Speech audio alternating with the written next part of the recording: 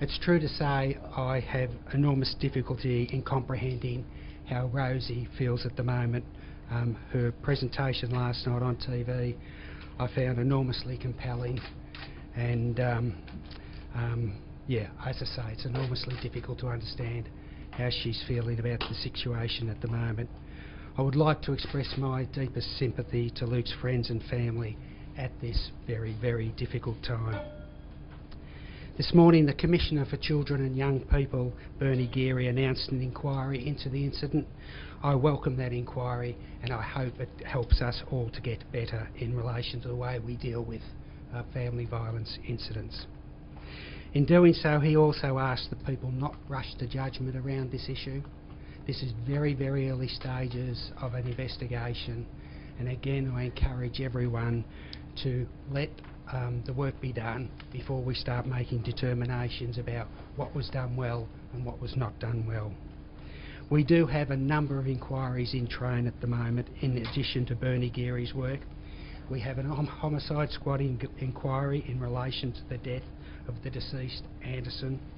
We have a review of a police shooting. We have an investigation into the death of young Luke. The Professional Standards Command is oversighting the investigations. IBAC also have an oversight role. There's also a coronial investigation and inquiry will take place in due course. These investigations will look not only into the events of the night, but all the relevant circumstances and response of a whole history of interactions with Luke, Rosie and their family. It will be up to the Coroner's Court to consider all these issues in the two inquiries into the two deaths. What I will say though is that if these inquiries identify issues or shortcomings, we will certainly investigate them as thoroughly as we possibly can. There are a number of questions though that have to be asked. Those include, does the current system provide sufficient visibility to police, the courts and other parts of government to make informed decisions that will protect our community? Should we have been better equipped to predict and preempt Luke's violent death? For the last decade, Rosie has been living in fear, tormented by the hands of a person who loved her.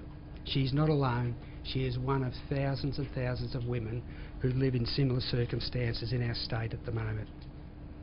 I hope that as we go through these many inquiries and processes, we can keep building momentum that tackles family violence, one of our major drivers of crime in our state.